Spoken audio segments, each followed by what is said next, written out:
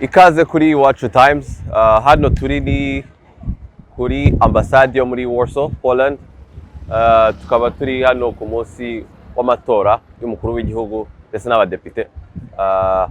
Rero nk'uko mubibona inyuma yanjye hari abantu benshi bitabiriye amatora, hari abaturutse mu mijyi itandukanye, baraye amajoro baza kujya bagera hano kare. Nk'uko mubibona abantu benshi batoye mu gitondo cya kare, hari n'abandi baturutse muri Poznan, Katowice, Bydgoszcz n'indi mijyi yose itandukanye muri Poland.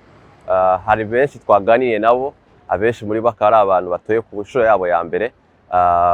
Rero turashaka kubasangiza ibyo bagiye batubwira uko biyumva kuri uyu munsi w'amatora. Murakoze cyane. We're here at the embassy of the Republic of Iran in Poland. We just voted. It's a great experience. Everyone turned up. We were happy. Everyone voting for their favorite candidates, and it's our civic duty, and we're happy to assume it. Thank you. Nazywam się, jestem Żelka Bisa, nkaba ndi umunyarwanda utuye muri Polonye.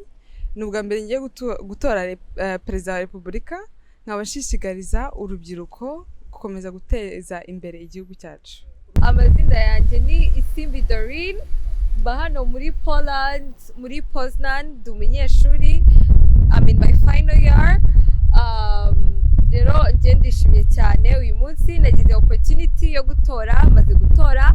I'm a first time voter, ndishimye cyane kuba natoye umukandida nzi ko afitiye akamaro n'abanyagihugu bose n'urubyiruko rugenzi rwanjye akamaro.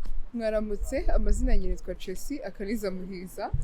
Nejejwe nuko maze gutora umuyobozi ubereye u Rwanda rwacu igihugu cyacu, kandi ndashishikariza abanyarwanda bose muri Polonye kuza guheza amahirwe yabo umukandida wabo.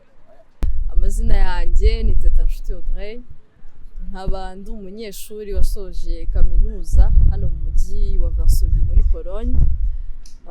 Nkaba ari ubwa mbere mbashije kugira amahirwe yo gutora umukuru w'igihugu.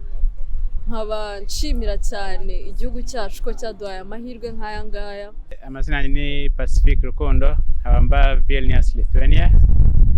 Nafashe amasaha 8 kugira ngo nze hano Warsaw muri Poland kugira ngo ngene ko u Rwanda twifuza mu myaka 5 zaba rumeze, ndetse nkaba niteguye n'intsinzi. Taremera Calvin Paul, nkaba nishimiye kuba nanjye natanze umusanzu mu kubaka igihugu mu gutora umuyobozi ubereye u Rwanda. Nitwa Steven Ntwari, nkaba ndi umunyarwanda utuye muri Polonye. Nkaba maze gutora, twaje mu gikorwa cyo gutora. Tukaba rero tunejejwe no kuba aha hantu kuko twaje gutora umuyobozi ubereye igihugu cyacu, kandi nk'urubyiruko natwe hari participation cyangwa se uruhare rwacu dufitemo gushyiramo kugira ngo tubashe kugira umuyobozi mwiza. Amazina yanjye nitwa Kagame Fahad, nkaba ndi umunyarwanda utuye Poland.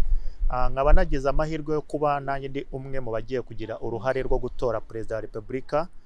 Nanjye biranshimishije ko ndi umunyarwanda ugiye kugira uruhare muri aya matora.